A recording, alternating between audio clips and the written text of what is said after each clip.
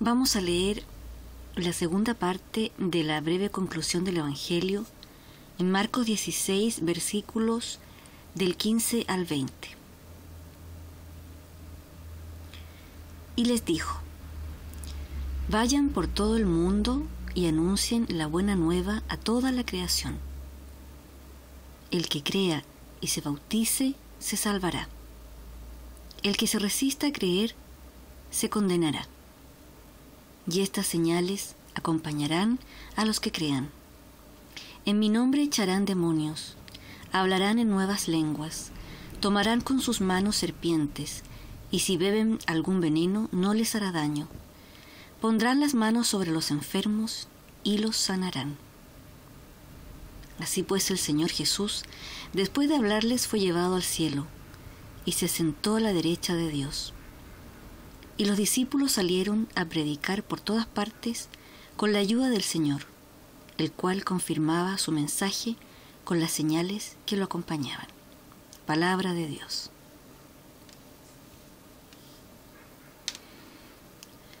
Jesús se les dice a los discípulos cuando se les apareció después de resucitar, los encomienda a ir por todo el mundo anunciando la buena nueva, la buena nueva en Cristo, el Evangelio. Y aquí hay unas pautas que él señala. Dice que el que crea y se bautice se salvará. Hace un momento estaba en una reunión familiar y salió el tema de la religión. Y uno quisiera, como creyente, como cristiano, que todos pudieran entender la fe. Uno quisiera que todos creyeran lo que uno cree. Y a veces uno como cristiano se vuelve un poco exigente con los demás. Yo he visto en YouTube, de hecho, muchos misioneros, porque yo los llamo así, misioneros de la palabra, que pareciera que dominan muy bien los temas cristianos. Pero me pregunto, ¿cuántas personas que escuchan estos mensajes realmente creen o entienden? Y aquí Jesús dice que el que crea y se bautice se salvará. El bautizo acá es importante porque las aguas representan la muerte, y salir de las aguas significa que uno nace a una nueva vida en Cristo.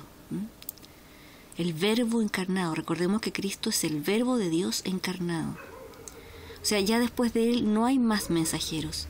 Ya después de Él no hay más profetas ni misioneros. Él es la palabra autorizada de Dios porque Él es Dios. Él es Hijo de Dios encarnado, el Verbo de Dios encarnado, y ya no hay más a quien buscar, digamos, en quien buscar el conocimiento de la verdad, porque Él dice: yo soy la puerta, yo soy el camino al Padre. Entonces aquí Jesús cierra diciendo: el que cree y se bautice se salvará, y punto, no hay más. Entonces, cuando uno siente la necesidad, porque es algo que te nace del Espíritu, de compartir tu fe para que otros también crean, a veces se hace muy difícil porque hay mucha reticencia de parte de las personas. Personas que son influidas por otras creencias, influidas por informaciones que no tienen nada que ver con el cristianismo, con Jesucristo. Y entonces a uno como creyente, digamos, le da impotencia. Yo soy un poco irascible y es algo con lo que tengo que lidiar día a día, porque la ira es un pecado capital, es una situación que te impide avanzar en el camino de la fe, porque uno se queda mucho en los sentimientos y me cuesta a veces, lo reconozco, tener un poco de tolerancia con aquellos que no creen. Y Jesús nos llama al amor, Jesús nos llama a amar al enemigo, a poner la otra mejilla, en fin. Y entonces, cuando uno quisiera que todo el mundo creyera o entendiera, significa que tal vez uno se está yendo demasiado por el camino del intelecto.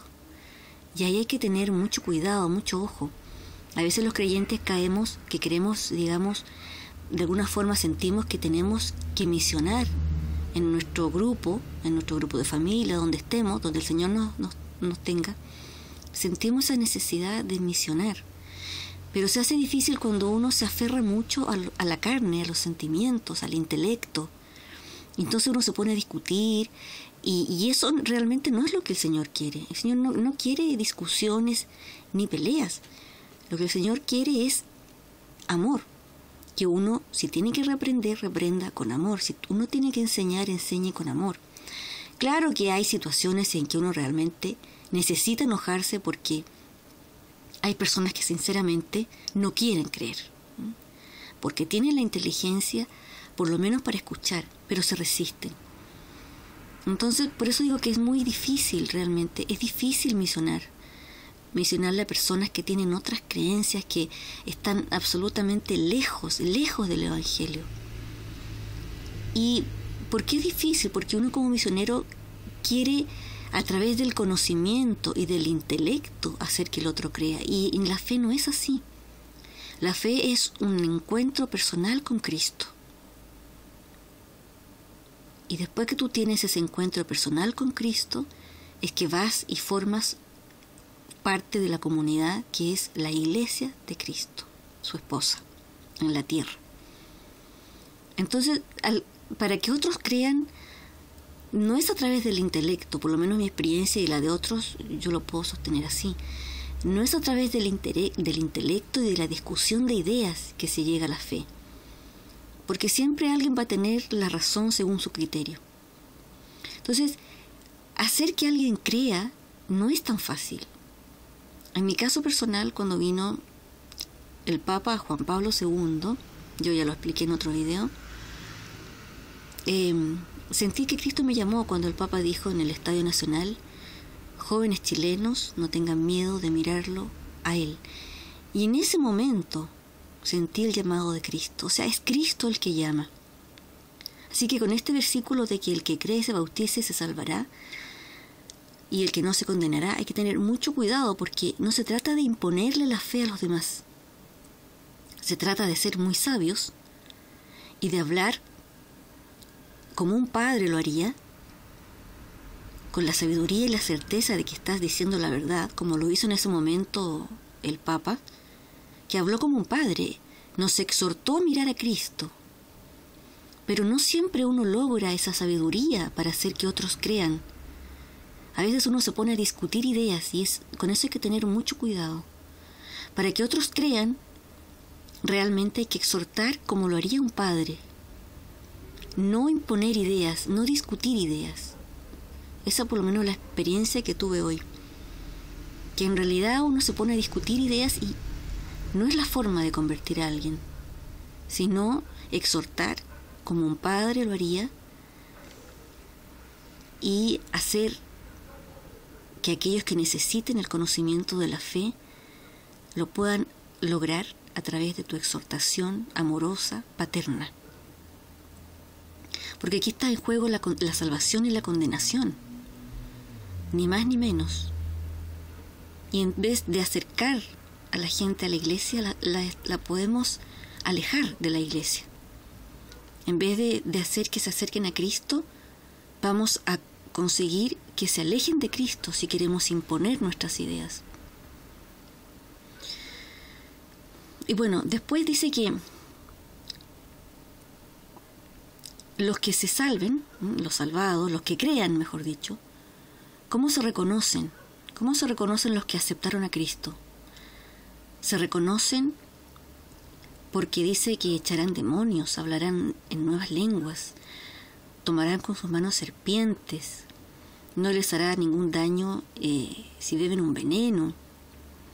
En fin, este poder que se siente por dentro, que te da el Espíritu Santo, es tan grande que tú te sientes capaz de hacer todas estas cosas. Capaz de tomar una serpiente por la cabeza, capaz de soportar un veneno. Y eso se percibe cuando, no siempre, pero se percibe cuando generalmente uno está en comunión, en gracia de Dios. No por ser cristiano uno a veces no puede fallar, uno igual puede fallar y apartarse de Dios, aunque crea. Para eso están los sacramentos, para eso está la oración. Y efectivamente, cuando el Señor te da su gracia, es que puedes hacer todas estas cosas y más. Jesús mismo dijo que sus apóstoles harían muchas más cosas de las que hizo Él. También dice que se podrá sanar enfermos. Yo me pregunto, ¿cuál es la fe realmente de los cristianos, especialmente de los católicos que van a misa? Esas personas que están sentadas viviendo la Santa Misa, ¿cuántas de ellas se sienten con ese poder que da el Espíritu Santo como para hacer todas estas cosas? Porque para mí esto es una sensación de una fortaleza increíble que te da el Espíritu Santo para ir a predicar el mensaje, la buena nueva en Cristo. El ser apóstol te da esa connotación de un guerrero, pero no un guerrero para matar, sino un guerrero para vencer el mal, para vencer los ataques del maligno y para ayudar a otros a levantarse. Me recuerda un poco el Padre Pío, cuánto tuvo que luchar él.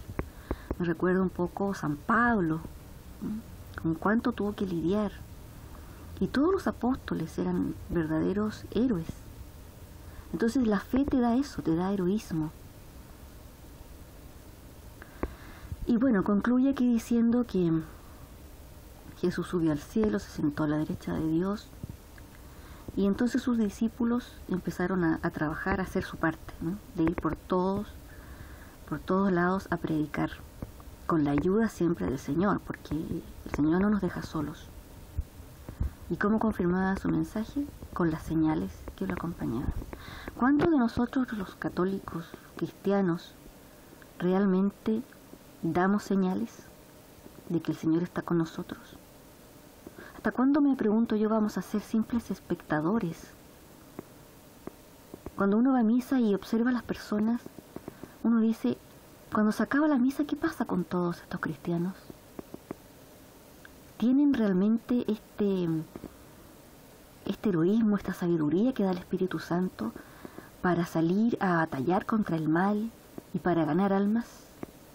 ¿O salen de la misa, del templo, y siguen haciendo su vida mundana y se olvidaron de la fe quedó en la misa? Yo creo que esa pregunta hay que hacérsela bien seguido. ¿Qué estoy haciendo yo como apóstol? ¿Estoy haciendo todas estas cosas que se supone querer hacer un apóstol?